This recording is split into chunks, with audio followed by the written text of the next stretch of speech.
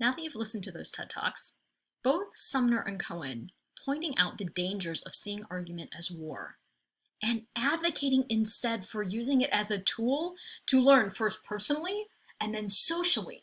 And not just learn, but to grow. And all of this comes from listening.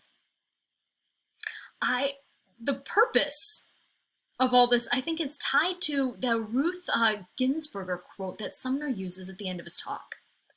Fight for those things that you care about, but do so in a way that invites others to join you. And listening and learning and being open to the other side is the only way, from these TED Talks, that we can bring people into our side, into our argument. And that was a really beautiful concept for me this weekend while I was thinking about these things. So for your discussion board this week, as you're working on your essays, think about a time that you lost an argument. And what did you learn from that? Like losing an argument that turned out to be, if not good, important. And then if you were going to apply Sumner and Cohen's ideas, how do you think, that would change your experience of arguments? And again, it's not that argument, whose turn is it to do the dishes tonight? It's these arguments about things of substance, about ideologies, about beliefs, about things that are worth writing on for a 2-page essay. 2 to 5 page essay, whatever the length is that you all have. So, then, having reflected on that very briefly, I want you to choose one of the essays this week that you liked or agreed with, or with a paper that you are doing yourself. And I want you to switch sides. Is there an alternative argument or a counter argument? Can you find it somewhere? Can you Google a different argument and see what's at the other side to this? And listen to that other side. Really listen. That's the point of a listening workshop. At least this listening workshop that we're having this week.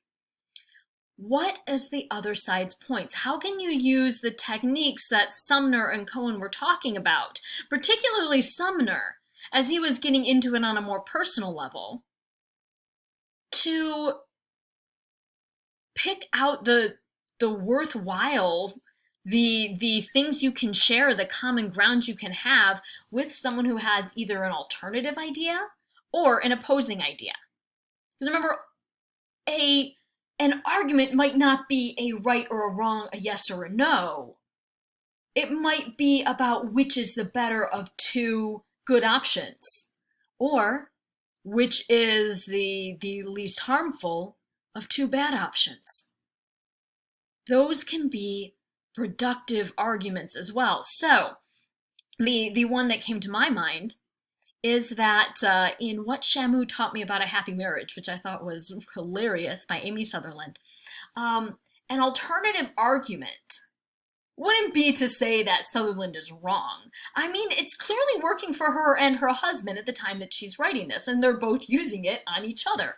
But it would be perhaps either a different explanation for why that works. Okay, you think it works because it's related to these animal training techniques, but actually it worked because of, and that's the sort of argument perhaps a psychologist or a sociologist could come up with.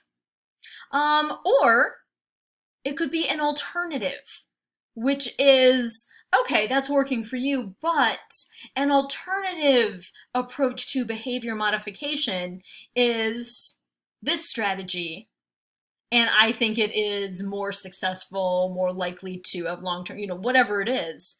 That's the sort of counter-argument that you could listen to. And then why would that matter?